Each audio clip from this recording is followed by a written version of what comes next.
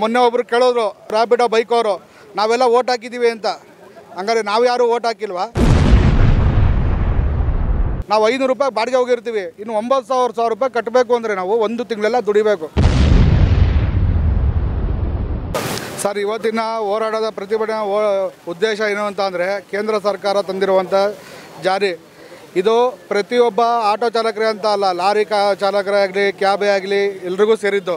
10 lakh amount ನಮ್ಮ ಹತ್ರ ಇದ್ದಿದ್ರೆ ಯಾರೊಬ್ಬರು ಇಲ್ಲಿ ಡ್ರೈವರ್ಗಳು ಆಟೋ ಆಗಲಿ ಲಾರಿ ಓಡ್ಸೋಕ್ಕೆ ಬರ್ತಾ ಇರಲಿಲ್ಲ.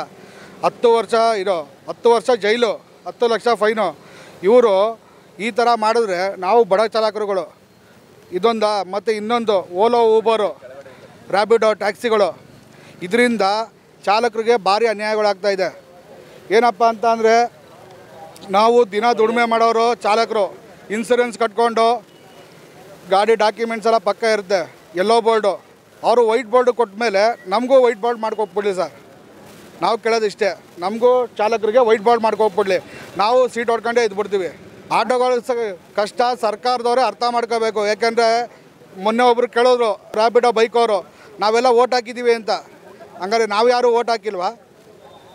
ಸರ್, ನಾವು ಎಜುಕೇಟೆಡ್ಗಳು, ನಮಗೆ ಕೆಲಸ ಇಲ್ಲ ಅಂತಂದರೆ, ಇಲ್ಲ ಕೆಲವರೆಲ್ಲ ಎಜುಕೇಟೆಡ್ಗಳೇ ಇರೋದು, ಅವರೆಲ್ಲ ಆಟೋ ಓಡಿಸ್ತಾ ಅಲ್ವಾ?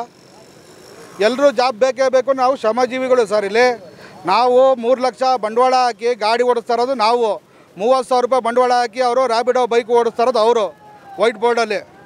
ಸರಿನಾ? ನಾವು ಕೇಳ್ತಾ ಇರೋದು ಇಷ್ಟೇ ಸರ್. ಈಗ ಅವ್ರಿಗೊಂದು ನ್ಯಾಯ, ಇವ್ರಿಗೊಂದು ನ್ಯಾಯ ಬೇಡ, ಯಾವುದೇ ಸರ್ಕಾರ ಬರಲಿ, ನಾವು ಕೇಳ್ತಾ ಇರೋದು ಇಷ್ಟೇ, ನಮಗೂ ವೈಟ್ ಬೋರ್ಡ್ ಮಾಡ್ಕೊಟ್ಬಿಡಿ, ನಾವು ಸೀಟ್ ಹೊಡ್ಕೊಂಡು ಬೆಂಗಳೂರು, ಮೈಸೂರು ಆ ಥರ ಸೀಟ್ ಹೊಡ್ಕೊಂಡೇ ಇದ್ಬಿಡ್ತೀವಿ ಸರ್.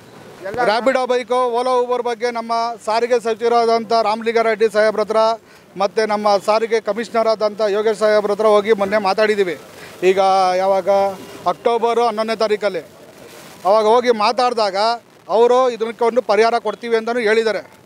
ನಾವು ಕೇಳ್ತಾ ಇರೋದು, ನಮಗೆ 30 ಕಿಲೋಮೀಟ್ರ್ ಪರ್ಮಿಷನ್ ಬೇಕೇ ಬೇಕು. ಶ್ರೀರಂಗಪಟ್ಟಣಕ್ಕೆ ಆಗಲಿ ಕ್ಯಾರೇಜ್ಗೆ ಆಗಲಿ ಹೋದಾಗ ಗಾಡಿಗಳು ಹಿಡ್ಕೋತಾರೆ RTOದವರು. ನಮ್ಮ ಹತ್ರ ಗಾಡಿ ಡಾಕ್ಯುಮೆಂಟ್ಸು ಪಕ್ಕ ಇದ್ರೂ ಸಹಿತ 10,000 ರೂಪಾಯಿ ಫೈನು.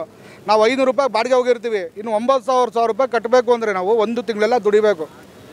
ಒಬ್ಬ ಬಡ ಚಾಲಕ ಅಂಥ ಇದರಲ್ಲಿ ಅವನು ಬಾಡಿಗೆ ಕಟ್ತಾನೋ, ಮನೆ ಬಾಡಿಗೆ ಕಟ್ತಾನೋ, ಇನ್ಸೂರೆನ್ಸ್ ಕಟ್ತಾನೋ, ಇಲ್ಲ ಅವ್ನ ಜೀವನ ನೋಡ್ತಾನೋ, ಸಾಲದವ್ರಿಗೆ ಬಡ್ಡಿ ಕಟ್ತಾನೋ, ಅದನ್ನೆಲ್ಲ ಯೋಚನೆ ಮಾಡಬೇಕು ಸರ್.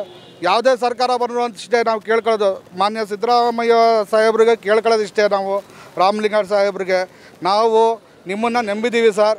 ನೀವು ನಮ್ಮ ಬಡ ಚಾಲಕರಿಗೆ ಆದಷ್ಟು ಬೇಗ ನೀವು ಈ ಓಲಾ ಊಬರ್ನ ನಿಲ್ಲಿಸಿ ನಮ್ಮ ಚಾಲಕರಿಗೆ ಒಂದು ಜಯ ಕೊಡಬೇಕು ಅನ್ನೋದೇ ನಮ್ಮ ಆಸೆ ಸರ್. ಮತ್ತು ನಾವು ಇದೇ ರೀತಿ ಹೋರಾಟ ಮಾಡೇ ಮಾಡ್ತೀವಿ. ನಮಗೆ ವಿಶ್ವಾಸ ಇದೆ, ನಮ್ಮ ಸಾರಿಗೆ ಸಚಿವರು ಈಗಾಗಲೇ ನಮ್ಮ ಕರ್ನಾಟಕ ಚಾಲಕರ ಒಕ್ಕೂಟದ ರಾಜ್ಯಾಧ್ಯಕ್ಷರಾದ ಜಿ ನಾರಾಯಣಸ್ವಾಮಿ ಅವ್ರ ಹತ್ರನೂ ಮಾತಾಡಿದ್ದಾರೆ. ಆದಷ್ಟು ಬೇಗ ಇದಕ್ಕೊಂದು ಪರಿಹಾರ ಕೊಟ್ಟೇ ಕೊಡ್ತೀವಿ ಅಂತ ಅವರು ಮಾಡ್ತಾರೆ ಅನ್ನೋ ಭರವಸೆ ಮೇಲೆ ನಾವು ಇದ್ದೀವಿ ಸರ್.